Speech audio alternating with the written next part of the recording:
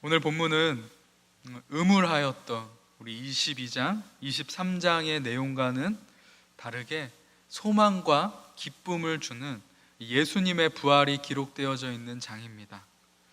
만약 여러분 예수님께서 십자가에 죽으셔서 그것으로 끝났다면, 부활과 승천이 없었다면 여러분 어떨까요? 아마도 기독교는 패배의 종교이고 절망의 종교일 뿐이었을 것입니다. 지금 우리에게 이렇게 복음이 전해지지도 않았을 것입니다. 그러나 여러분, 예수님께서 부활하셔서 우리에게 구원과 승리를 주셨음을 믿으시길 소망합니다. 오늘 본문은 이 예수님의 부활이 역사적인 사실임을 증거해 주는 그러한 부분입니다. 여인들과 베드로가 이 빈 무덤을 확인합니다. 그리고 천사가 증거해 주는 그러한 말씀이 기록되어져 있는 부분이라고 볼 수가 있습니다. 누가는 본문 1절을 통해서 이 사건이 언제 일어났는지, 그 일어난 시점을 우리에게 분명히 말해주고 그 목격자가 누구였는지 분명히 기록하고 있습니다. 먼저 이 날이 언제였습니까? 유대인의 관습에 의하면은 하나님께서 구별해 놓으신 날이죠. 그 안식일이 끝나고 다시 평범한 일상으로 삶이 돌아가는 그 날이었습니다. 아주 평범한 그냥 날이었죠. 그런데 그 평범한 날이 이제 특별한 날로 변하게 되는 것을 볼 수가 있습니다. 기독교 역사상 매우 특별한 의미가 있는 날이 되는 그 날이죠. 바로 예수님께서 사망의 권세를 깨트리고 부활하심으로 이 구속사의 새로운 역사를 여는 날이 바로 이 날입니다. 여러분, 유대교의 전통과 다르게 기독교는 이 날, 일요일이죠. 즉 주일을 예배로 드리는 그런 새로운 전통이 생기는 그 날이 바로 이 날입니다. 이 평범했던 날, 안식 후 첫날, 주님을 따르던 이 여인들이 향품을 가지고 예수님의 시체로 앞으로 찾아옵니다. 그런데 어떤 일이 펼쳐집니까? 돌이 무덤에서 옮겨져 있고 예수님의 시체는 보이지가 않는 것이었습니다. 당시 예수님 시대의 무덤은 어떤 특징이 있었습니다. 우선 평민들의 이 무덤은 성문 밖에 있었는데 주로 바람이 서쪽에서 불기 때문에 서쪽 성을 제외하고는 다 무덤을 만들 수가 있었습니다. 무덤은 지금 우리나라와 같이 이렇게 땅을 파서 매장하기도 하였지만 대부분 이제 자연 동굴을 이용하기도 했고요. 또 때때로 바위를 뚫어서 그 안에다가 시신을 놔두기도 하였습니다. 그렇게 동굴이나 바위를 뚫어서 시신을 놔두면 야생 동물이 침입을 할 수 있었기 때문에 그 동굴의 문을 큰 돌로 막아두었습니다. 그래서 마가복음의 말씀을 보면 이 여인들이 무덤으로 가는 도중에 이러한 걱정을 합니다. 그 큰 돌을 굴려줄 사람을 우리가 찾을 수 있을까? 이러한 염려를 하면서 가는 것을 볼 수가 있습니다. 그런데 여러분, 오늘 말씀에 보니까 도착해 보니 그러한 걱정을 할 필요가 없었습니다. 왜 그렇습니까? 돌이 무덤에서 옮겨진 것을 보았다라는 것이죠.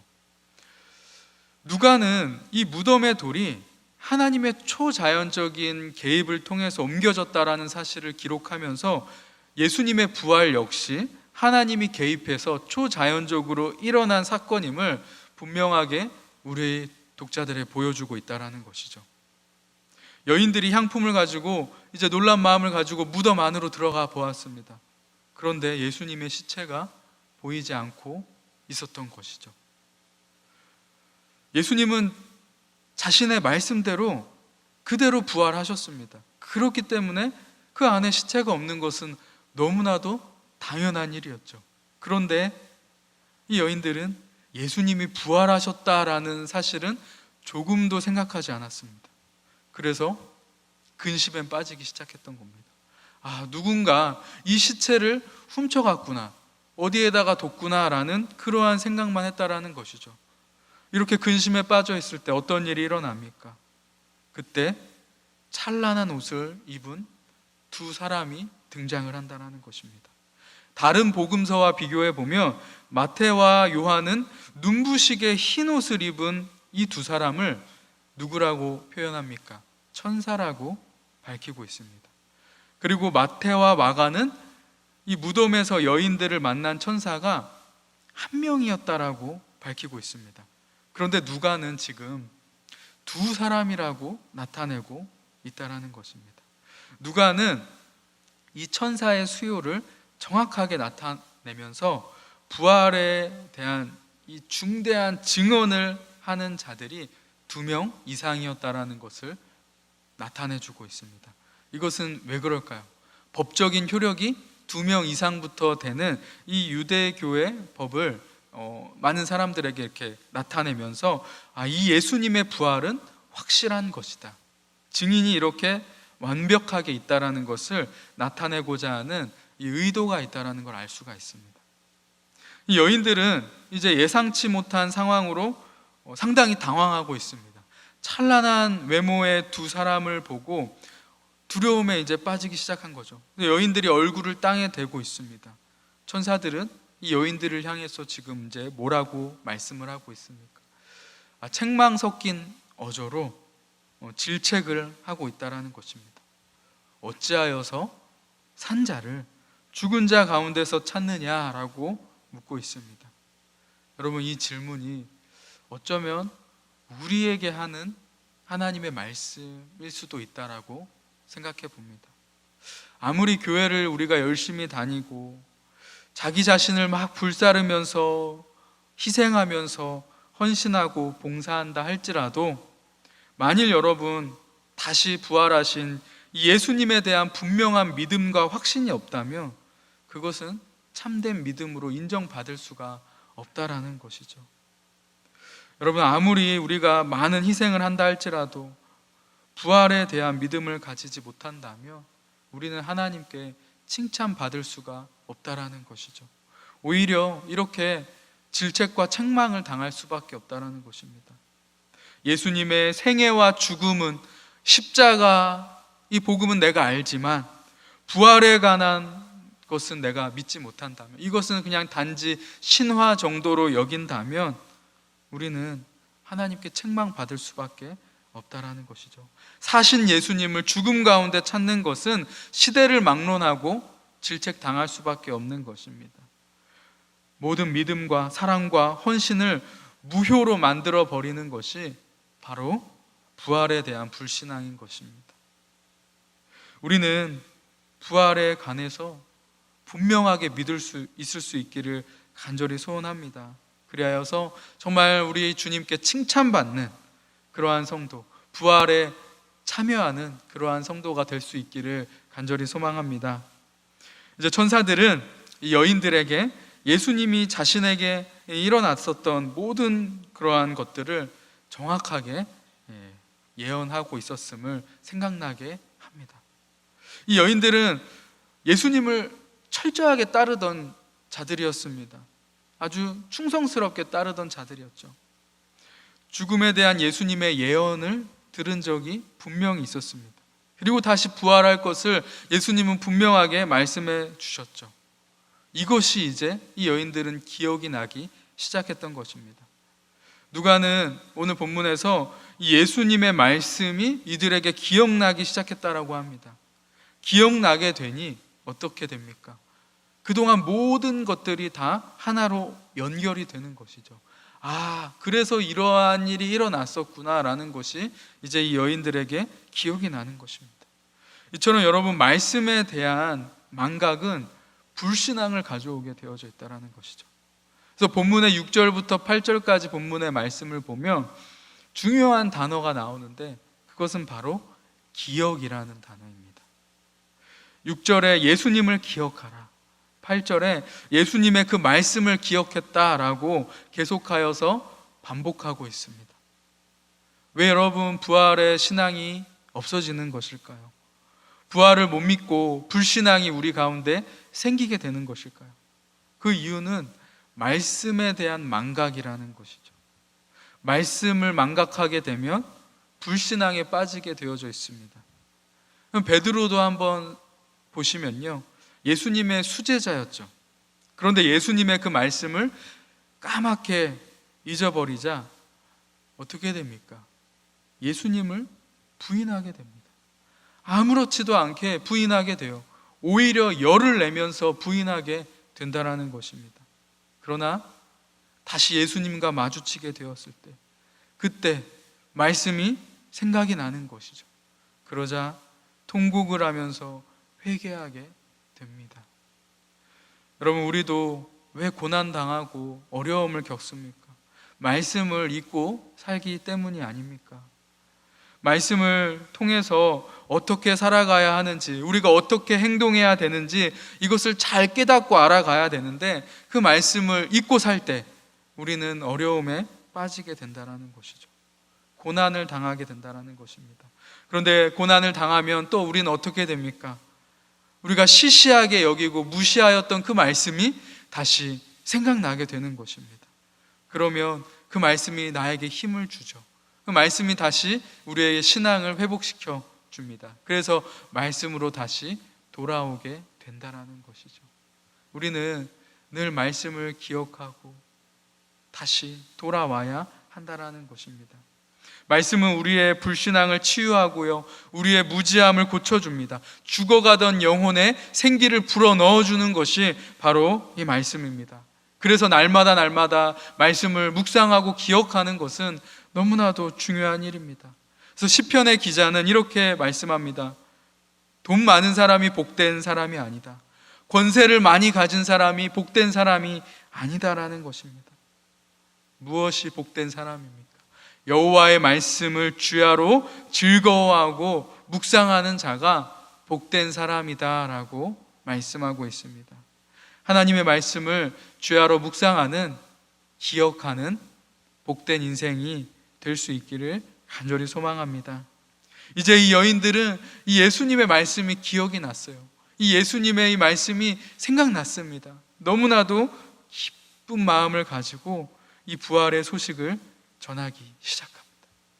여러분, 누가는 이 여인들이 부활의 소식을 전했다라는 것을 기록하면서 이 부활의 사건이 신뢰성이 있고 설득력이 있다라는 것을 강조하고 있습니다. 왜 이것이 신뢰성이 있고 또 확실한 증거일까요? 아마도 누가가 이 부활을 날조하려고 했다면, 거짓으로 우리에게 전하고자 했다면 이 여인들을 등장을 시켰을까요? 그렇지 않았을 것이라는 말씀입니다. 아마 더 공신력이 있는 유대교의 지도자들을 등장시켰을 것입니다. 유대법에서 여자는 공식적인 증인으로 인정받을 수가 없었기 때문입니다. 그럼에도 불구하고 누가는 이 여인들을 증인으로 나타내고 있다라는 것이죠. 그만큼 이 사건이 실제로 있었다라는 것을 강조하고 있다라는 것입니다. 이 여인들이 예수님의 부활을 막 전하기 시작합니다. 그러나 사도들은 예수님이 부활하셨다라는 여인들의 증언을 믿지 않습니다. 뭐라고 오늘 본문은 기록하고 있습니까? 허탄한 말을 한다라고 합니다. 허탄하다라는 이 헬라어 단어는 레고스라고 쓸데없는 소리를 한다, 신빙성 없는 이야기를 하고 있다라는 뜻입니다. 사도들은 이 여인들이 새벽부터 웬 헛소리를 하느냐라는 말을 하는 것이죠. 아마 당시의 제자들의 모습은 어땠을까요?